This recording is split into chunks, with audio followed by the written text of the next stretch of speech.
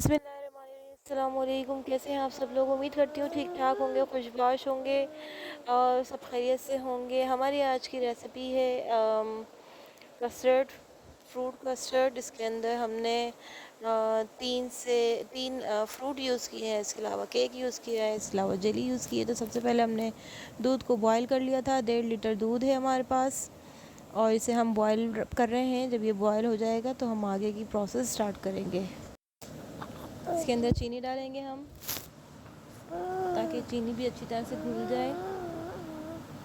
3 से 4 चमचे हमने बड़े वाले जो खाने के सालन वगैरह निकालने के लिए यूज़ होते हैं, तो वो वाले चमचे हमने इसके अंदर चीनी डाला 1.5 लीटर दूध में।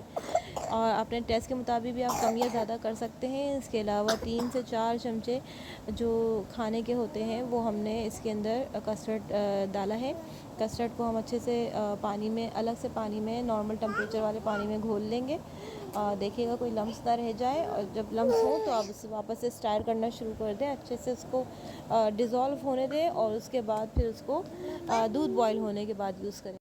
तमाम कस्टर्ड दूध में अच्छी तरह से डिज़ोल्व कर लीजिएगा और कंटिन्यूसली डालते हुए चम्मच हिलाना है। थोड़ा थोड़ा डाल डाल के चम्मच हिलाते जाएं, ताकि वो अच्छी तरह से उसके अंदर घुल जाए और लम्स ना बने, गुठलियाँ सी ना बने, और वरना कस्टर्ड आपका अच्छा नहीं लगेगा।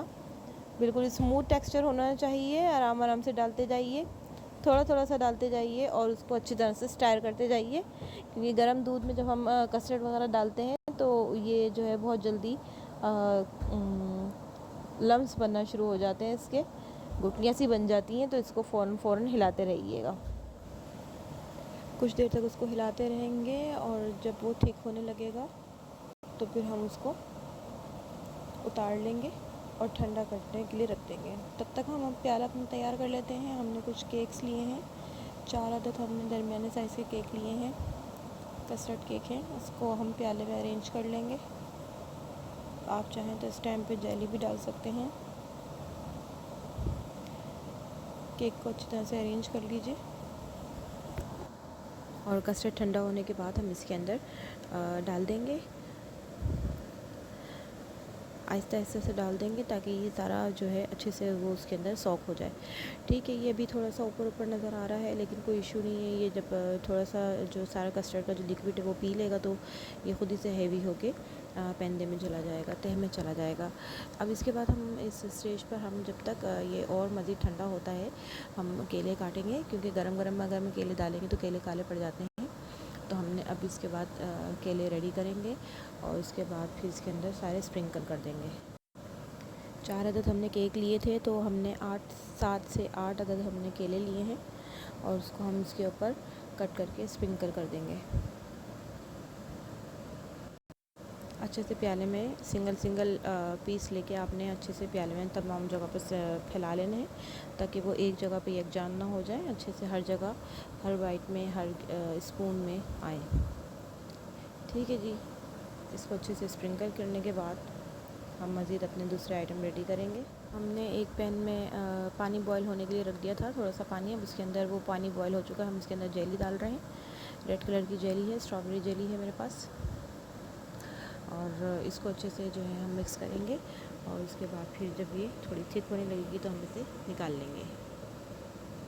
आप किसी प्याली में, किसी कप में, किसी सांचे में निकाल सकते हैं। उसको ठंडा होने के लिए रख दीजिए। जब वो थोड़ी ठंडी हो जाए, रूम टेम्परेचर पे आ जाए, तो फिर आप उसे फ्रिज में रख दीजिएगा सेट होने के लिए।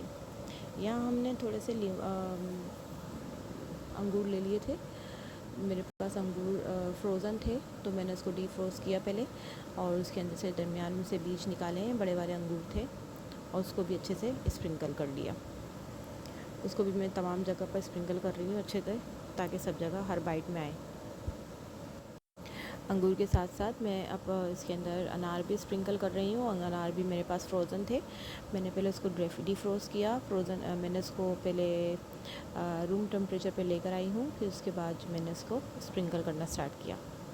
क्योंकि अगर मैं उसको फ्रोज़न में ही अगर स्प्रिंकल कर देती तो वो पानी जो छोड़ते हैं, तो उससे जो है हमारा कस्टर्ड में पानी हो सकता था। इस वजह से मैंने पहले उसे डीफ्रोज़ किया। तो जनाब ये है फ़ाइनल लुक। आप इस रेसिपी को ज़रूर ट्राई कीजिएगा, अपने फ़ीडबैक से ज़रूर नवाजिएगा, बताइएगा कैसी रेसिपी लगी, ज़रूर ट्राई कीजिएगा। दुआ में याद रखिएगा। अल्लाह हाफ़िज़।